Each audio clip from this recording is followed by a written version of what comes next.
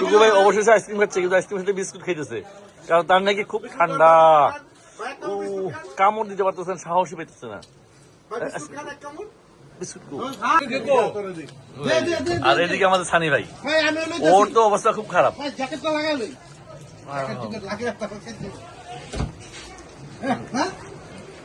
আরেকজন আসছে, আরেকজন আসছে আইসক্রিম খাওয়ার জন্য। কি অবস্থা ভাই? সেই স্বাদ ভাই, সেই ঠান্ডা স্বাদ, সেই ঠান্ডা স্বাদ ভাই, সেই স্বাদ। আরে হসা ভাই কালার আইছে নি, দেখছেন নি? শালা ধোঁয়া উঠতেছে।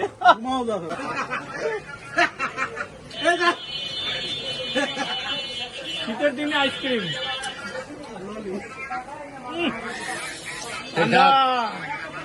কোন সেই স্বাদ।